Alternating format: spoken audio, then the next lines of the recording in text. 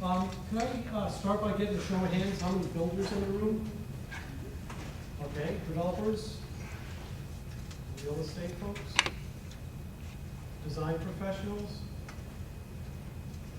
interested homeowners, okay, code officials. Where are you from? Tom. Okay, and Tom McGrath, our own assistant building inspector, is here tonight as well. I want to start by saying that, you know, as somebody who used to swing a hammer, I feel that the term stretch code is a little bit of a misnomer. You know, people by nature fear change. You know, they don't like to stretch. And I, for one, really don't feel that this is a stretch. I think it's just a matter of looking at things in a different way, figuring out new ways of doing things, and just developing a comfort level with those new ways. You know, some examples in the residential construction realm, which is my background, you know, understanding how air moves through building cavities. The idea that if you put strapping on the underside of a joist, for instance, you're going to end up connecting all of those joist bays. So if you have a leak in one joist bay, you have a leak in every joist bay. Things like, you know, lighting demands impact on your cooling load. You know, reducing lighting demand. The idea that you can solve a lot of problems by moving ductwork, distribution ductwork, into conditioned space is going to go a long way toward improving your energy profile for that building or for that home. So, you know, it's really, I think, getting an idea of a different way of doing things. So that's the soapbox part for me. I really am a firm believer in the stretch code, and I think that the builders and design professionals and developers, once they get a handle on it, we'll see that it's not that big a stretch.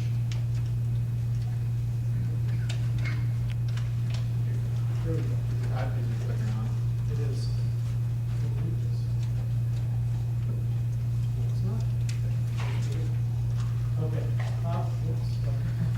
So we're going to try to answer some key questions today. What is the Green Communities Program, which is what the stretch code rises from, and what does it have to do with buildings?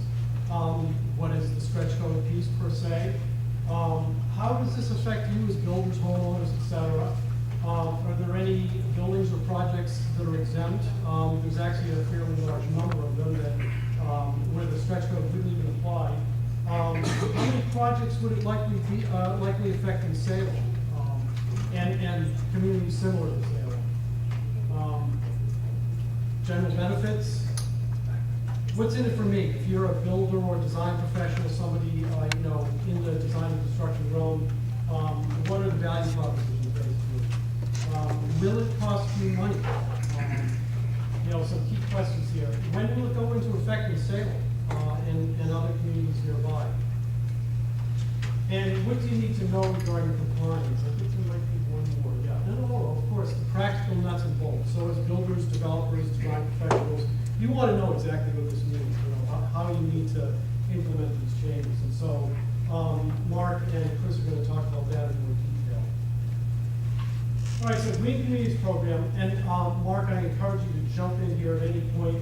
Mark probably knows the Green Communities Program better than anybody in this room. I know, you know, the basic framework and you know, how it gets started, but please chime in when it's appropriate. Green Communities Act is a program that seeks to improve energy efficiency in municipalities and reduce greenhouse gas emissions.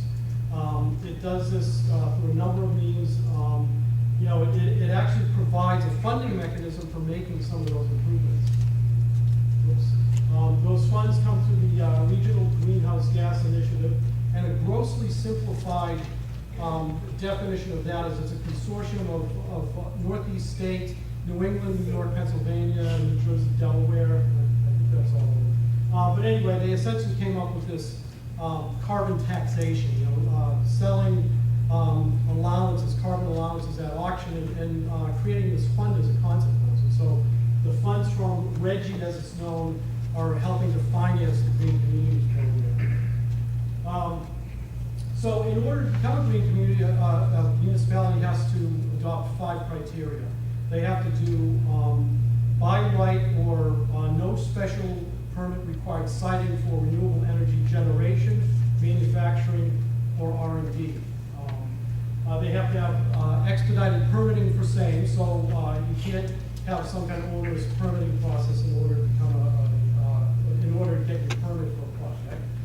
And that's almost laughable here in Salem, as I understand it, because approval cycles are, what, maybe 60 days tops, generally, Tom, would you say?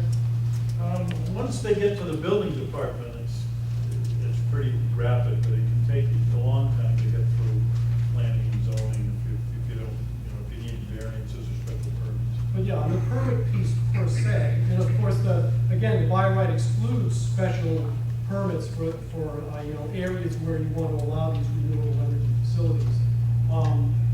It's typically a fairly short cycle here in Salem. You need to, as a third criteria, adopt a plan for reducing municipal energy consumption by 20% over a 5-year period. You have to adopt a fuel-efficient vehicles policy, and the last item is reducing the life cycle cost of buildings. In short, reducing how much energy those buildings use over their lifespan. And that's where the stretch code comes in. The easiest way for a municipality to get to this criteria is to just adopt the stretch code, which is, I like to term it a building code on steroids, the energy part of the building code on steroids. So it's basically a pumped up energy code. Salem adopted it back in May, a day before our Green Communities designation application was due. I pulled an all-nighter that night, getting our application in. That was fun. But it was adopted by unanimous vote in City Council. And we were designated as a green community on May 25th. May 25th of this year. As a green community, we're now entitled to dip into this funding pool.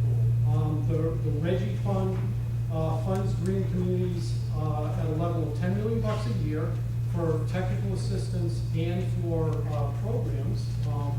And so, we want to get our hands on that pot, and in fact, we were awarded a grant here in Salem of roughly $250,000. We've got several school projects, including a home weatherization program, upgrading our street lights to LEDs, doing a bike share program with Salem State right here, and buying down an energy performance contract.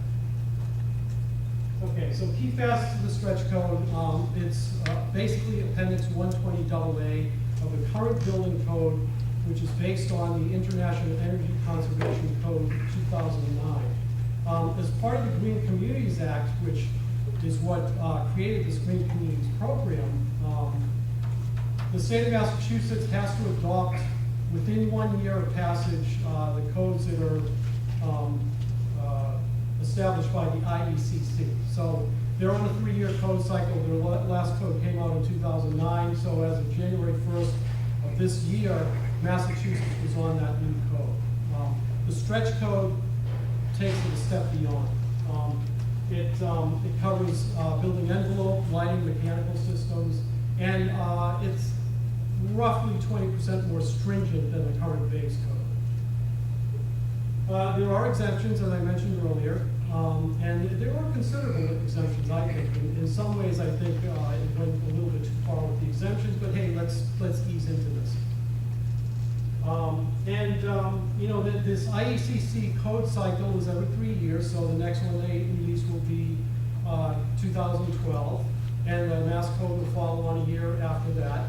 And so in 2013, we'll have a new code, and the current stretch code will likely be the new base code in 2013. So this, I think, underscores the idea of getting familiar with this stuff now, because it will be a lot easier once the new code cycle comes